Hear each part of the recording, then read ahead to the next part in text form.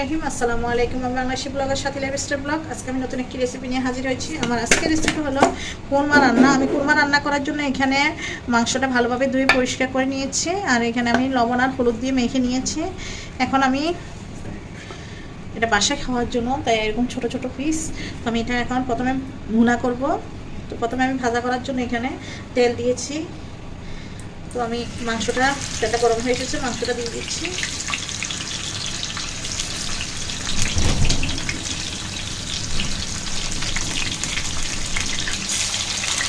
মাংসটা ভাজা হোক, এটা এই পিঠ ও পিঠ একটু লাল লাল করে ভাজবো।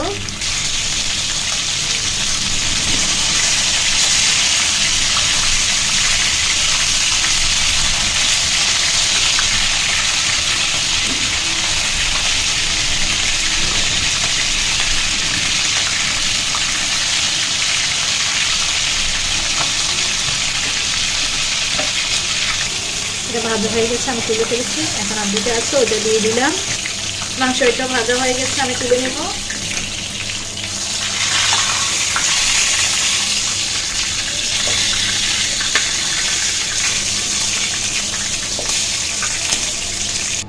এখানে একটা আমি পাতিল বসিয়ে দিচ্ছি। পাতিলে আমি মাংস ভাজার অবশিষ্ট তেলটা দিয়ে দিব।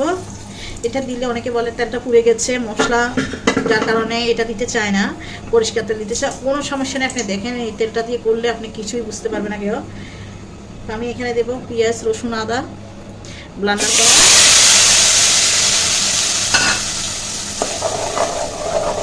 পেঁয়াজ, রসুন, আদার কাঁচা গন্ধটা চলে যায়।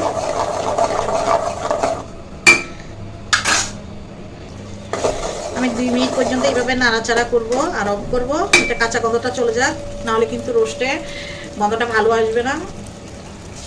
মশলাটা ভালোভাবে কষানো হয়ে গেছে। এ পর্যায়ে আমি এখানে তেজপাতা, দারচিনি, এলাচ, লং আর জিরার গুঁড়া, কাঁচামরিচ এটা অ্যাড করব।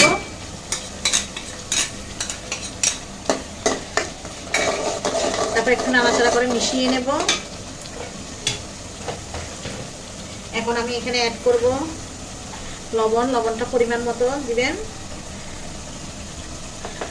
হলুদের গুঁড়া, ধনিয়ার গুঁড়া, আর যদি পারেন অল্প 1 চিমটি মরিচের গুঁড়া দিবেন। আমি আবার নাড়াচাড়া করে নেব। মশলার সাথে ভালোভাবে কষিয়ে নেব। ভালোভাবে কষানোর পরে আমি এখানে পানি অ্যাড করব, অল্প একটু পানি অ্যাড করব। মরিচ, হলুদে একটা গন্ধটা চলে যাক, মশলার গন্ধটা। আর কিছুক্ষণ কষানো হোক। মশলাটা ভালোভাবে কষানো হয়েছে, দেখুন তেলটা উপরের দিকে চলে আসছে। অবশ্যই মশলাটা কিন্তু ভালোভাবে কষাতে হবে। তারপর আমি এখানে অ্যাড করব মাংসগুলা।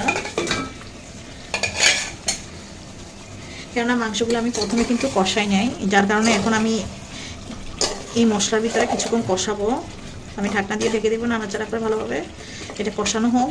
অবশ্যই চুলার আঁচটা কিন্তু কমিয়ে রাখবেন।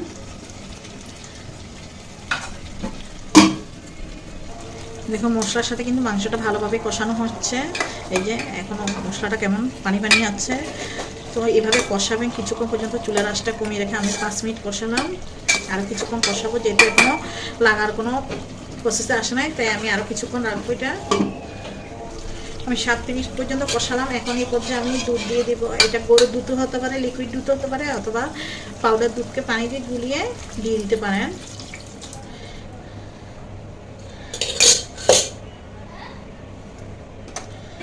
এখন আমি ঢাকনা দিয়ে ঢেকে থাকবো, একটু ফাঁক রাখবো, নাহলে কিন্তু যেহেতু দুধ দেওয়ার কারণে এটা উতরিয়ে পড়ে যেতে পারে।